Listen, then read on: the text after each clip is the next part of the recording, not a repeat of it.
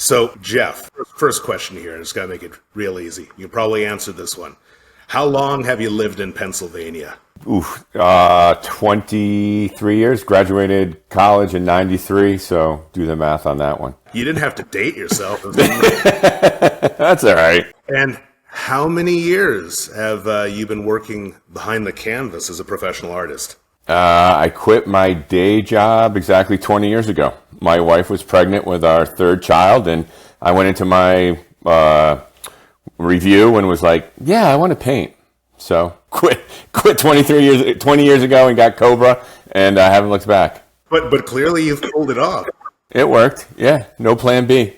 Wow. Well, that is the way to do it, right? And you told me a little story. I want you to share it. Before your days in paint splattered clothing, what were you doing? Graphic designer, and I worked for ERM doing environmental resource management, like environmental stuff, health and safety things for Anheuser-Busch, Pfizer, and then I jumped to another freelance job where I was doing the graphics for the World Trade Center and their Eternal website, back when websites were like first coming out, really popular. Who thought they were going to be more than just a fad, right? Yeah, exactly. More than buying CDs. All right. Well. So the question when someone thinks of an artist or becoming an artist, I mean, it seems like one of those things that you don't even know how to approach it. Like just one day, does an apple fall in your head and like, okay, I want to be an artist, or were you an artistic kid? I mean, drawing all the time. What pulled you in? Oh, I could. It basically is the only thing I can do well. I can't really write well. Math is okay, but yeah, I always did it. And I remember one time in grade school, like my reporting, like I couldn't write worth poop, and so but I did a killer cover, and I did a great map of Africa, and I got a B+. So in college in philosophy was like mind blowing. Couldn't write anything. I could argue myself out of any argument.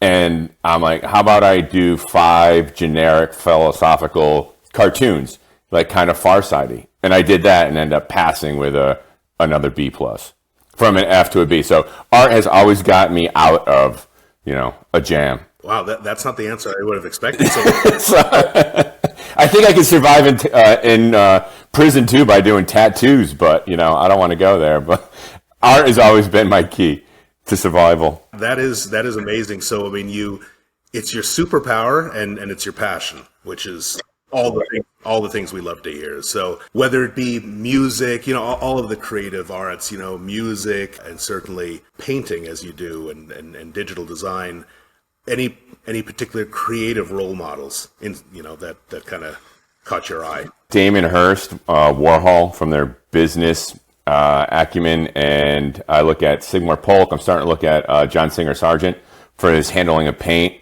Just going to museums. I try not to go to that many of them because I don't want them to influence me too much.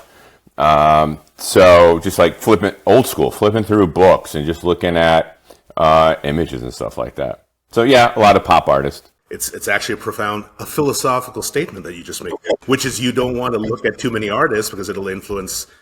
Some may say inspire, but you kind of just want to be your own. Yeah. There's enough muse I can chase that I don't need any. Well, this is a good segue because I watched your video about process, and in that video you mentioned flow. Why don't you say a few words about that for the audience? Flow is awesome. There's actually a book about it, but again, I don't read, so I'm waiting for the movie to come out. Flow is when you're just like in the groove and everything just leaves except you're focused on painting. And it's addictive. That's like what gets me to the canvas. That's kind of what started our conversation too. Is like, hey, can you do this? And I'm like, it's finding the idea and then letting it flow. That's the addictive part. That gets me up every morning, gets me into the studio. If only everyone had flow in their lives. Yeah, I don't know. I guess that's why they have bourbon, but I like flow. Yes, but you just mentioned actually how we met, which is interesting, and it kind of ties into to my next question because we met at a art show in downtown Philly, Rittenhouse Square, and what caught my eye was some of your comic art. I think it was Superman, Batman, Wonder Woman, I believe it was. This question here may be the toughest because it's sort of like asking you who's your, which one of your children is your favorite. Any particular work that you're most proud of? One of the best paintings I did was probably my wife. It was a riff off of James Dean when he had the turtleneck over his head. I did one of my wife doing that same pose, and it was called Queen of Hearts. It was an awesome painting. I sold it in my gallery in Switzerland. I did prints of it. That was one of my favorites, I think. One of the ones that I don't keep any of my paintings. It's like that may be one of the ones I wish I kept. And on another, well, my kids are probably my biggest pride and joy, but that's sentimental. Well, I like how you the humble brag. How you look, at least if you sold your wife's painting, at least it had to be in your gallery in Switzerland, right? I mean, at least. Yeah. Well, it was funny too because everybody's like, "Oh, you're gonna sell the painting of your wife?" And my wife is like, "Heck yeah, that's a mortgage payment. Sell that. You can always paint more." For your work on the election trading cards, favorites, not political, of course, but artistically speaking. Yeah, I think the one with the fight and Harris slap one. Okay, that's both of them. That's playing equal, but just the style and actually it has to come down with hands. It's like Trump's hand is like up like that, and Kamala's is swinging across. So they're both. I love both of those hand drawings, and the gestures just speak so much. Totally agree, and I think others will as well. When you're not drawing, final question here: what do you like to do? Have a cocktail, enjoy, and sit around and with my wife and chat. Also, walk through the woods.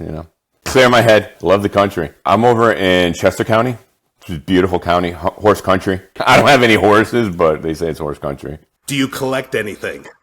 Besides weight and calories, I think my father was a huge collector with signs and stuff like that. So I collect things that inspire me, really. Talk about your dad and what he collected, because that was a cool story that you shared with me. My dad was a motorhead. He collected oil cans and signs, and he knew like everything about a sign. Like the Pepsi Cola had two dashes in it from yada yada date and yada yada date, and that was the more valuable one. He knew everything about cars, and one of his great stories is he bought like, I don't know, a bumper. He went to Carlisle, a huge car show, bought a bumper for like $5. By the time he got down to the end of the aisle, I think he sold it for like $500. He just knew what he had. And I'm like, I can't compete with that. So I just buy what I like. You create what others will collect. And you've been doing that as an artist. We hope you'll be doing it. Well, we hope you've done it for what we're going to be launching here. Yeah, I'm super excited about it. Hey, thank you, Jeff, for taking the time to speak. No problem. Thanks. All right. Have a great one.